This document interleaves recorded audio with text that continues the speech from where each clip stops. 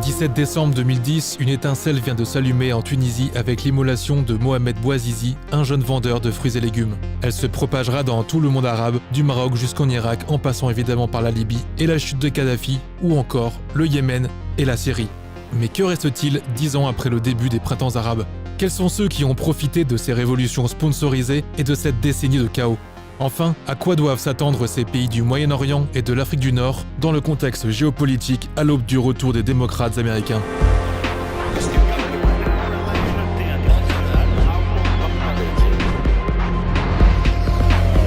Éric Denessé, bonjour. Bonjour. Éric Denessé, vous êtes directeur du Centre français de recherche sur le renseignement et vous avez dirigé l'ouvrage « La face cachée des révolutions arabes » publié aux éditions Ellipse en novembre 2012, donc moins de 2 ans après le début de ce qu'on appelle communément les printemps arabes. Éric Denessé, que retenez-vous de ces révolutions arabes 10 ans après leur apparition? Bien, si on doit faire un bilan rapide, je crois qu'il faut dire que ça n'a servi à rien et que la situation aujourd'hui est globalement pire que ce qu'elle était en 2011. C'est paradoxal, mais c'est malheureusement une réalité. Et quand on prend les pays un par un, on peut faire une analyse assez précise finalement du fait que ces pseudo-révolutions arabes, ces pseudo-printemps arabes, dont on dit souvent qu'ils ont été suivis par un hiver islamiste, aujourd'hui ont conduit au chaos quasiment à chaque fois. Et puis, en Tunisie comme ailleurs, la révolution a été confisquée notamment par les islamistes et par les frères musulmans. La révolution volée, c'est ainsi que les Libyens désignent l'intervention de l'OTAN. Le peuple s'est fait confisquer sa propre insurrection. À l'époque, ce sont des rumeurs, jamais confirmées, de massacres de manifestants qui poussent le Conseil de sécurité de l'ONU à autoriser une offensive aérienne contre Mouammar Kadhafi. On invoque la responsabilité de protéger la population civile contre son dirigeant. La Chine, la Russie et l'Allemagne s'abstiennent. Malheureusement, il faudra dans les heures qui viennent des frappes ciblées sur ces colonnes de chars qui sont en train d'arriver aux portes de Benghazi et qui s'apprêtent à y faire un carnage annoncé.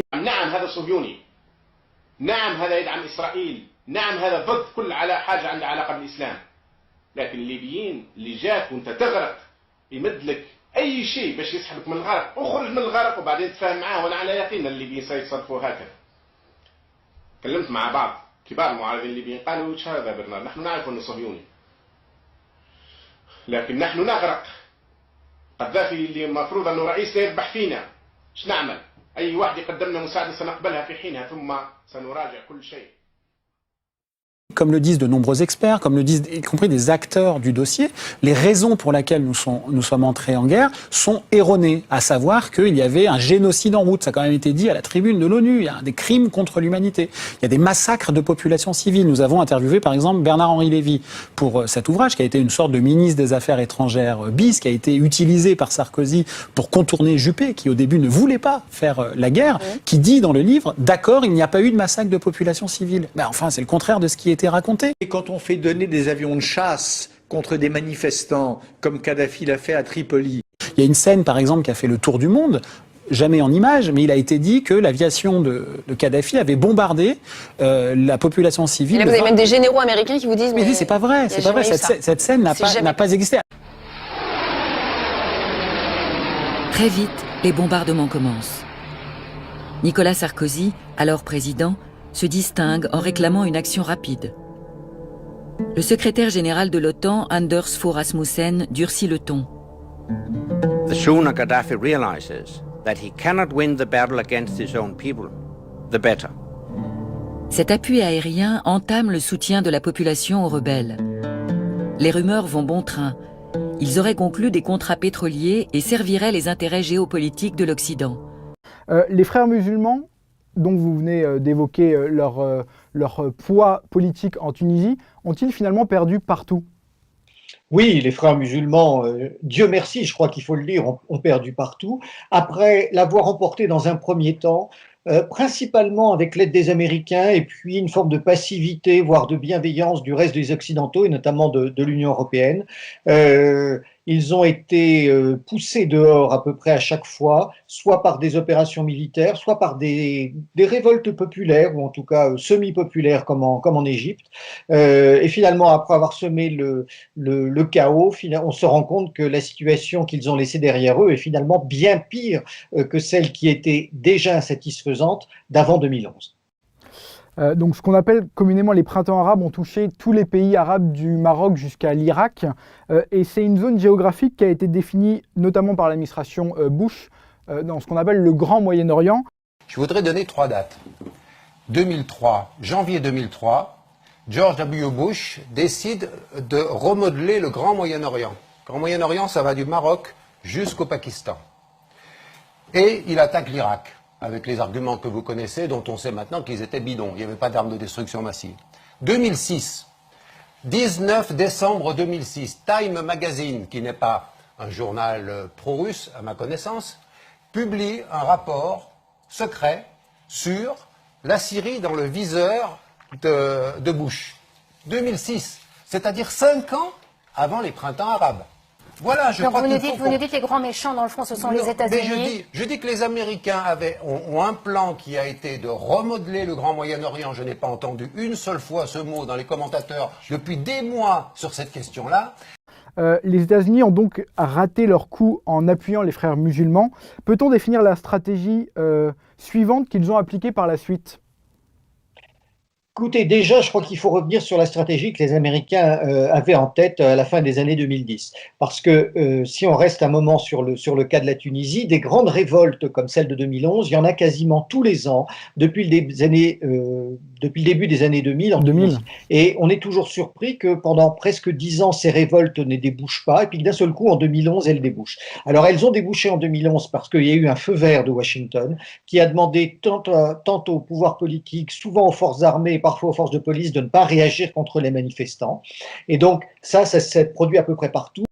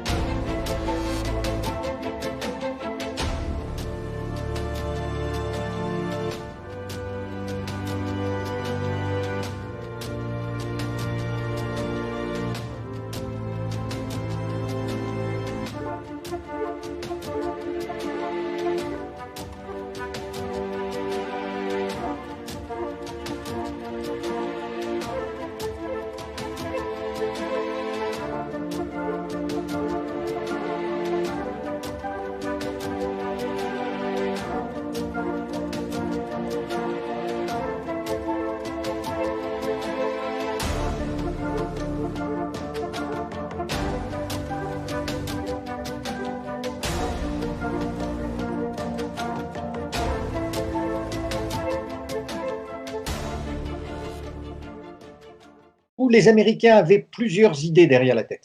La première, c'était de se dire, finalement, on est mal perçu dans le monde arabe parce que nous sommes perçus comme des gens qui empêchent l'arrivée d'islamistes au pouvoir.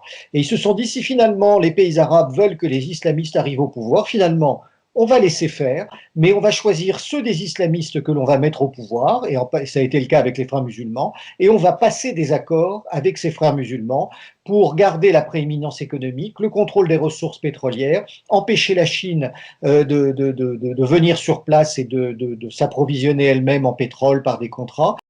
Oui, alors pour autant, on constate 10 ans après, que tous les pays qui ont essayé de résister, que ce soit l'Égypte, la Libye, la Syrie, les Américains ont perdu beaucoup la main finalement sur ces pays-là, et ils l'ont conservé avec leurs alliances avec les pays du Golfe, notamment l'Arabie Saoudite et les Émirats. Est-ce qu'on considère du coup que c'est un échec tout de même ? Alors oui, c'est un échec parce que les Américains ont voulu jouer encore aux grands architectes de la géopolitique et n'ont pas réussi à remplacer des régimes par des personnes qui leur soient plus inféodées. Ceci étant, leur puissance étant encore pour l'instant sans égale dans le monde, ils arrivent à tenir et à imposer un certain nombre de choses à ces États. Mais évidemment, il y a deux poids, deux mesures. C'est-à-dire ce qu'ils ont essayé de faire pour remplacer des régimes qui leur déplaisaient en Afrique du Nord et au Proche-Orient.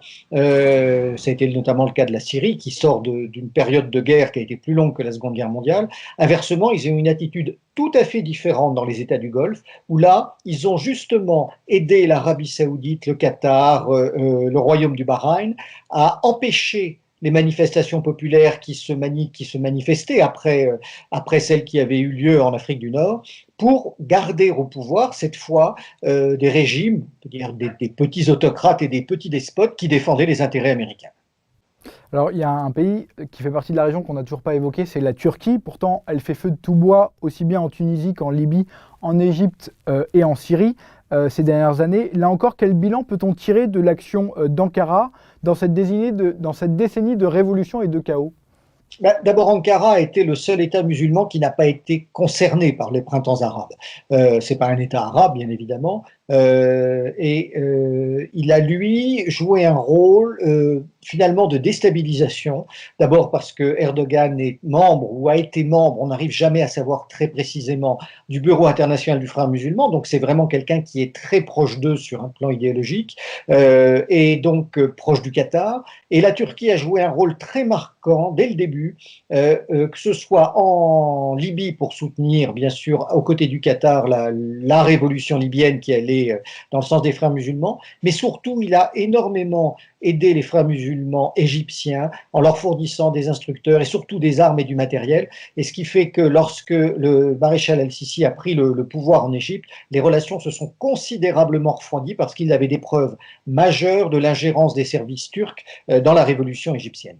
Il a montré sa vraie face, qui est une face nationaliste et islamiste, et il veut devenir non seulement le président de la Turquie, mais surtout il veut séduire le monde musulman parce qu'il a scellé une alliance qui n'est pas très connue mais qui est extrêmement forte avec les frères musulmans. Et en gros, les frères musulmans, étonnamment, bien qu'étant d'origine arabe, l'ont élu en quelque sorte comme l'homme qui rétablirait le califat. Les frères musulmans se réunissent chaque année chez lui, à Istanbul, ville symbolique. C'est dans ce contexte que tout ce qui peut être fait pour récupérer le sentiment de suprémacisme islamique est utilisé, en se présentant en victime et en affirmant qu'il y aurait un complot des juifs, des francs-maçons, bien sûr, des catholiques, mais également l'OTAN, l'Union européenne et bien sûr l'extrême droite islamophobe. Il mélange tout et il dit que ce qui s'est passé en Nouvelle-Zélande ne serait que la face émergée de l'iceberg et que l'Occident comploterait contre la présence turque en mer Noire, dans les Dardanelles, le Bosphore et à Constantinople. Donc une véritable paranoïa collective, et c'est très grave ce qu'il fait puisqu'il est en train en quelque sorte d'appeler les musulmans et les Turcs du monde entier à botter les fesses des Européens.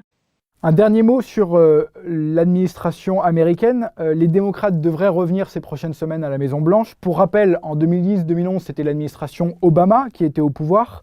À quoi peut-on s'attendre sous l'administration Biden, qui sera fortement composée par l'ancienne équipe d'Hillary Clinton ? Écoutez, je crois qu'il ne faut pas s'attendre à quoi que ce soit de nouveau. Ce qui se passe aux États-Unis sont des guerres internes pour le pouvoir, mais sur leur politique étrangère, les choses ont peu varié. D'abord, elles ont peu varié sous Trump parce qu'il n'a pas pu, comme il le souhaitait, renverser tout l'establishment américain qui a bloqué sur bien des aspects sa politique étrangère. Effectivement, ceux qui reviennent aux affaires sont ceux qui ont participé aux opérations dans les années 2010, donc ils ne vont avoir de cesse de poursuivre leur stratégie. Leur stratégie, elle est aussi de redessiner les frontières du Moyen-Orient plus que de l'Afrique du Nord, avec la création peut-être de nouveaux États en Irak, au Kurdistan, dans la zone entre la Jordanie et l'Arabie Saoudite. Ça fait partie d'un certain nombre d'idées que les Américains ont, qui leur ont été en partie, je dirais, inspirées par leurs partenaires israéliens. Est-ce que cette stratégie passe par leurs moyens qu'ils ont déjà utilisés par le passé, notamment pendant les printemps arabes, qui est le concours d'ONG notamment? En fait, dans les années 50, 60 et 70, ce genre d'activité était mené par la CIA de manière cachée. Cela donnait l'impression que les services de renseignements américains noyautaient les organisations et les partis politiques des pays. Ça faisait passer les mouvements locaux pour des instruments de la CIA. Il a donc été décidé que les États-Unis feraient désormais ce genre d'activité de manière transparente et publique. Et c'est ce qu'on fait avec nos fondations. Effectivement, dans les techniques qu'ils utilisent aujourd'hui, majoritairement, on est dans l'application d'un soft power très agressif, où les Américains vont utiliser les médias, vont utiliser les ONG, vont utiliser un certain nombre de mouvements plus ou moins spontanés pour déstabiliser les régimes, influencer les opinions et faire basculer ce qui ne les intéresse pas. Ceci dit, on les a vus essayer à de nombreuses reprises, ça n'a pas marché tout le temps. Finalement, ça a beaucoup mieux marché dans ce qu'on appelle les révolutions oranges en Europe, et là on sait que George Soros y a joué un rôle majeur, que ça a marché au Moyen-Orient. Un dernier mot concernant Israël, quels ont été les gains pour Israël de ces printemps arabes et de cette décennie de chaos? Les gains pour Israël ont été liés au fait principalement que d'abord tous ses adversaires sont rentrés dans des crises internes qui les ont amenés à se désintéresser un petit peu des opérations contre l'État hébreu. Pour le reste, la division du Moyen-Orient que les Américains essaient d'impulser pourrait leur servir. Il y avait un consultant français d'ailleurs à la RAND à l'époque qui s'appelait... RAND Corporation. Pardon ? La RAND Corporation. La RAND Corporation, un Français qui s'appelait Laurent Muraviec, qui avait fait un exposé justement pour redessiner tout le Moyen-Orient, en prévoyant en particulier de découper l'Arabie Saoudite. Malheureusement, sa présentation a fuité dans les journaux, ce qui fait que ça a fait un gros scandale et le mec s'est fait virer. Mais le type est un Likoudnik, c'est un type très proche du Likoud et donc qui en gros appliquait ce qui avait probablement été négocié entre cette frange républicaine très marquée par les néo-évangéliques et le Likoud sur comment il faut remodeler tout le Moyen-Orient pour pouvoir assurer la sécurité d'Israël. Et donc on est dans une situation extraordinaire où tu vois ces types se prennent la carte, mais après tout c'est ce qu'on a fait avec Sykes-Picot. On prend la carte, on se met sur une table, on redessine les traits, etc. et on redessine tout le Moyen-Orient. Merci beaucoup, Éric Denessé, pour toutes vos réponses. Merci à vous. L'épilogue glorieux de ce qu'on appelle le printemps arabe peut et doit advenir en Algérie.